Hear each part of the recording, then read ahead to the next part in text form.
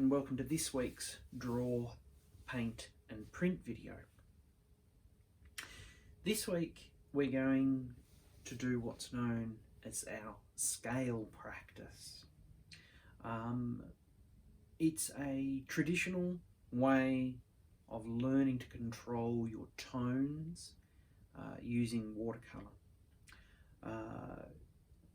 It's a fairly simple exercise in terms of materials. You don't need too much. We're only using one colour, and that colour can either be straight from the tube or a pre-mixed colour, which I'll show you.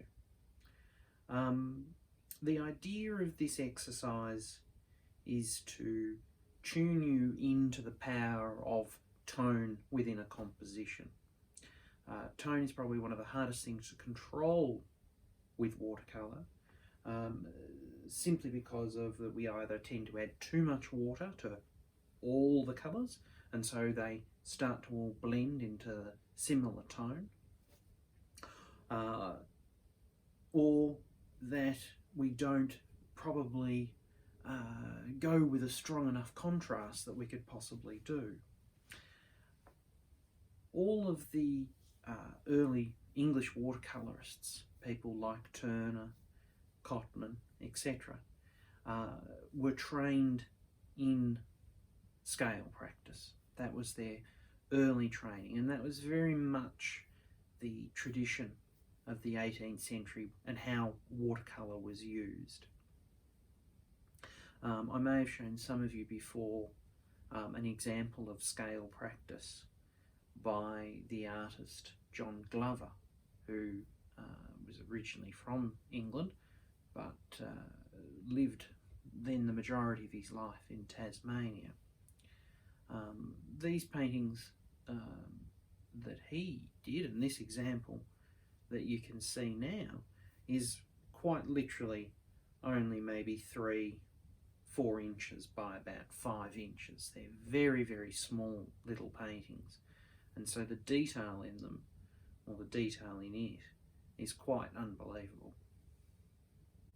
So let's begin.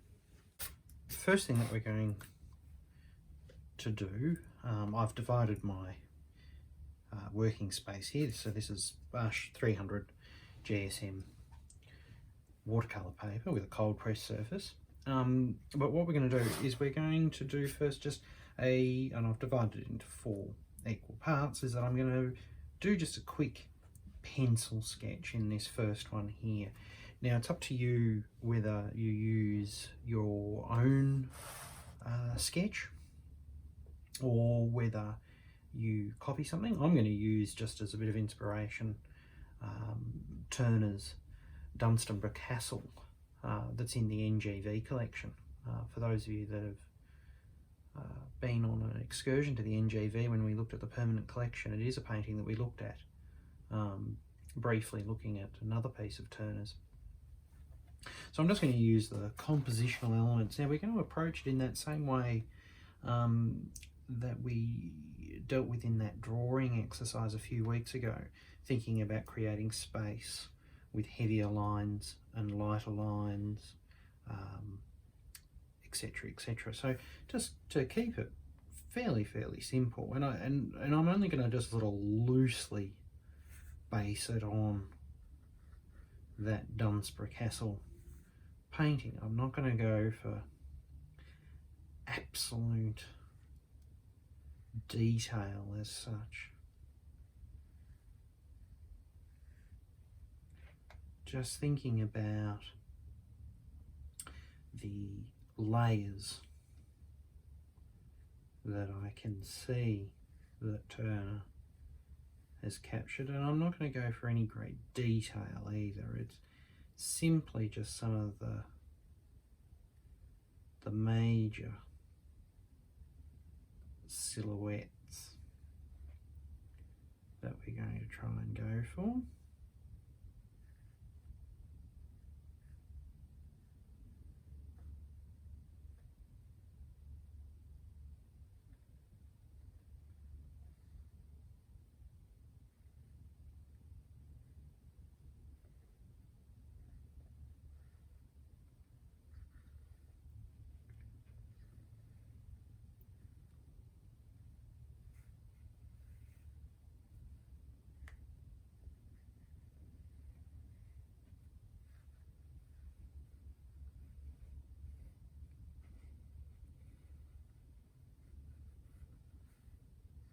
So something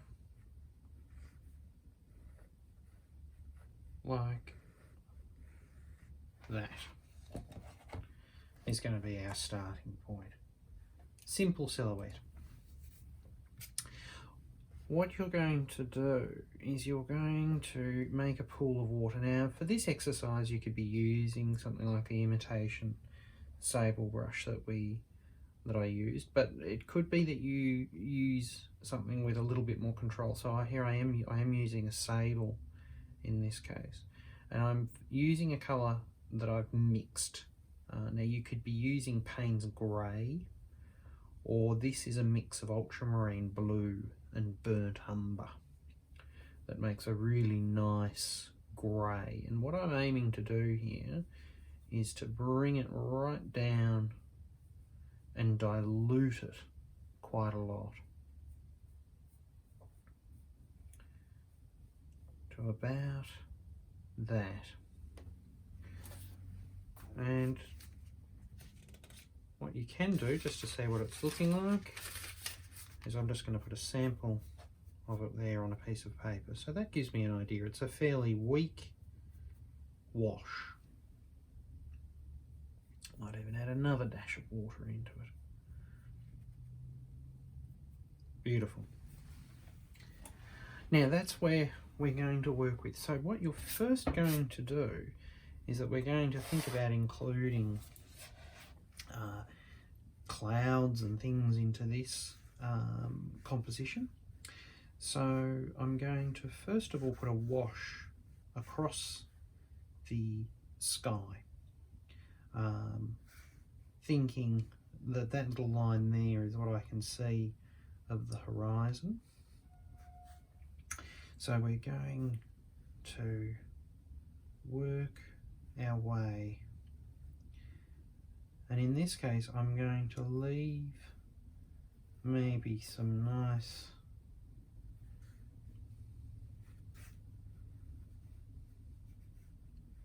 dramatic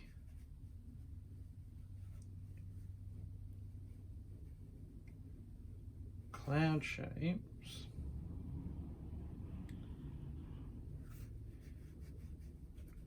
but I'm going to work all the way down across, and then I'm going to work into the beginnings of some of my forms here, leaving those clouds exposed.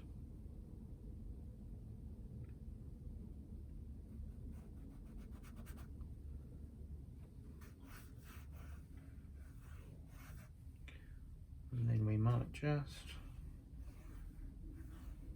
grade that wash out like that.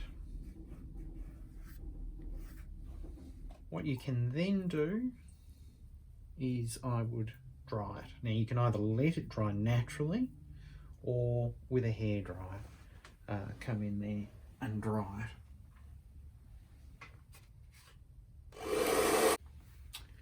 Once you've got that nice and dry, we're going to come back in with that same wash of colour that we've been using, and we're going to work on the next layer of areas to darken those. So what I'm going to do in this step is we're going to come in here off the edge over the water. We're going to work our way up and around this edge, and then we're going to make our way onto this building here, and up here, and onto these architectural details.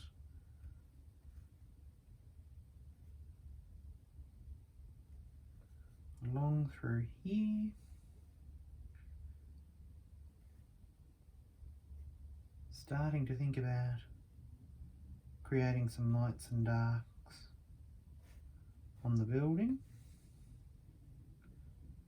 and then across and out there,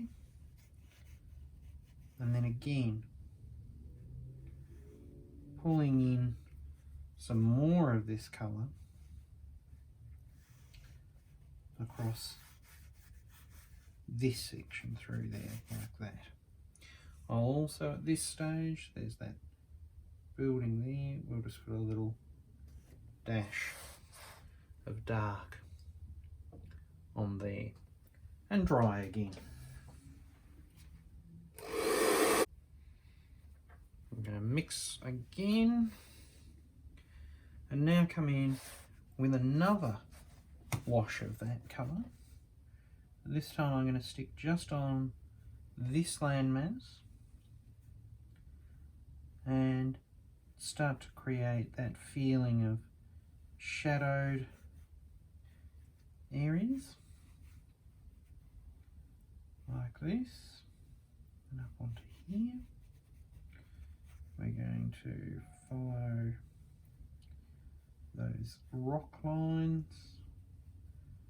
here along the foreground.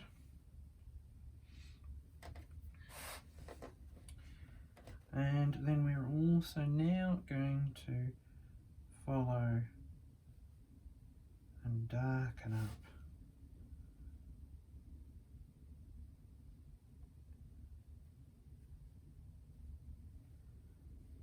some of this. We'll join that in.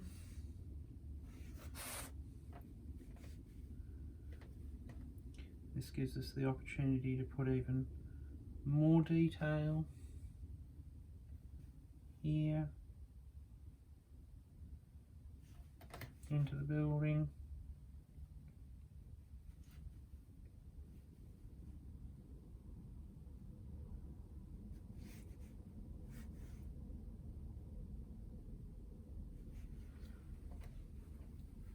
Something like that. And again, dry.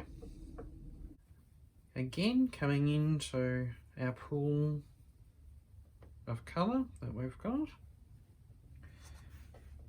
we're going to do another wash now over these foreground rocks to darken them up once more and dry that.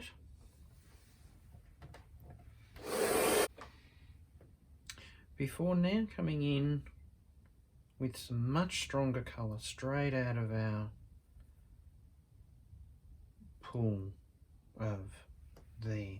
And this is where we can start to indicate maybe with some very strong darks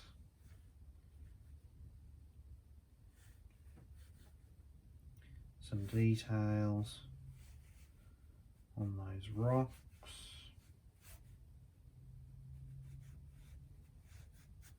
Keeping it fairly simple.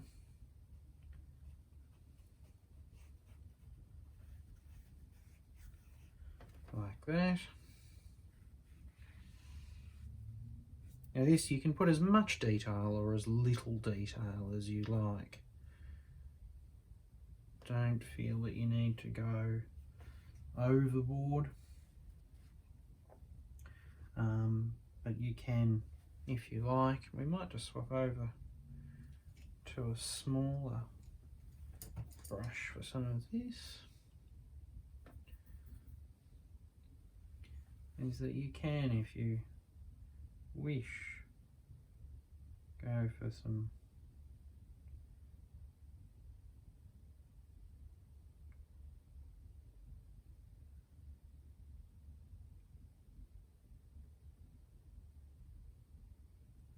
sort of architectural type sort of details if you want to be putting in anything like that. I might put a slightly dark in there.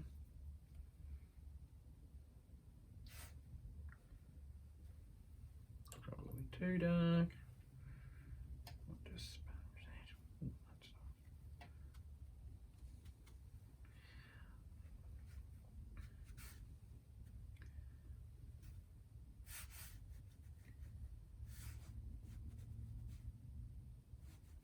sharpen up some of this maybe. A bit more raggedy feel. And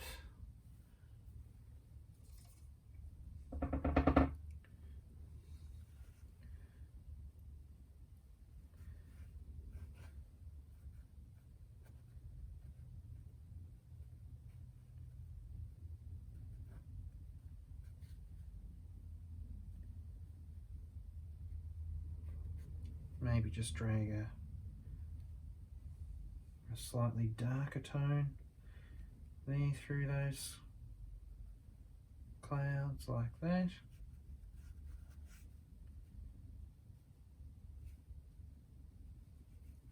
With some dry brushing, and push it as far as you like. I think I'm going to leave that one there. The next stage is, of course, is to basically repeat it in as many ways as you can. I'm going to stick with the same composition, starting with a similar sketch, and just do some different versions, seeing what you can do, but working with this idea of light to dark.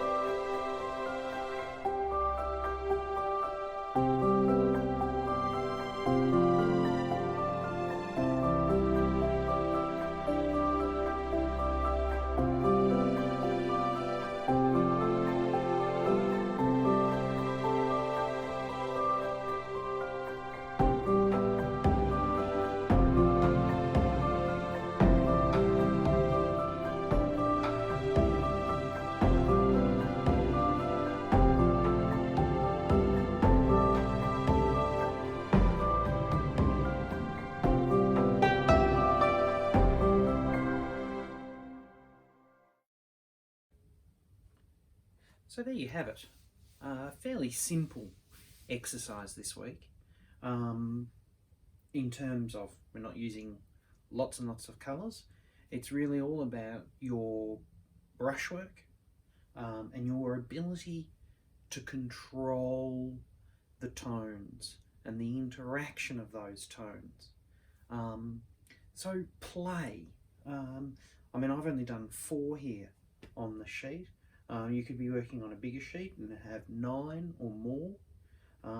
The key thing to this the key aspect to this exercise is really just to play and to keep going with the same composition. Helps with that play, that you're not worrying about how you're going to put things together in terms of placement of objects and things. And then that really lets you play with lights and darks and pushing boundaries. And that's the big thing with this exercise is push boundaries. They're not all going to work. Don't worry about it.